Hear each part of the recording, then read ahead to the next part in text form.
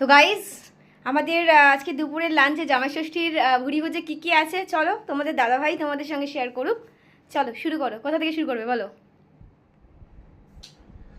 তো এখান থেকে শুরু করি। করো, কোথা থেকে তাড়াতাড়ি বলবে। এখানে আছে পটল ভাজা। এটা কি আছে? আলু ভাজা।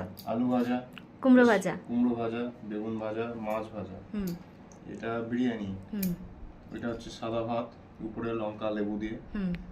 আর হচ্ছে তারপর হচ্ছে এপাশে আছে চিকেন, একটা বড় লেগ পিস আছে। চিকেন চাপটা। চাপ আর কি। হ্যাঁ।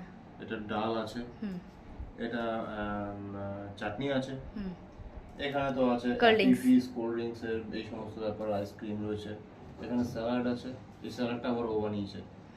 আচ্ছা, এইখানে যে কেকটা আছে, এই কেকটাতে যে লেখাটা আছে জামাই ষষ্ঠী, জীবনে কোনোদিন লিখতে পারে না, কিন্তু তাও লিখেছে, খুব ভালো। চেষ্টা করেছি, তাও আবার ইনসাল্ট করছো। খুব ভালো হয়েছে, কোনোদিন লেখেনি তো তাই। দইয়ের হাড়ি, এখানে একটা ছোট্ট দইয়ের হাড়ি, সুন্দরভাবে দইটা দিয়েছে, বেশ ভালো লাগছে। মানে এক হাড়ি দই খাবো আর কি।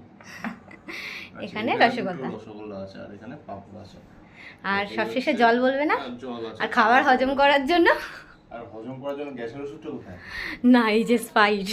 আচ্ছা, সেটা আছে। এমনি গ্যাসের হাজমোলা আছে, চপ নেই, হাজমোলা আছে। তো এই হচ্ছে মেনু। কার কার লোভ লেগেছে একটুখানি কমেন্টে জানিও। তো চলো আমার বড় বউকে খেতে দাও শান্তিতে। টাটা দিয়ে দাও। টাটা।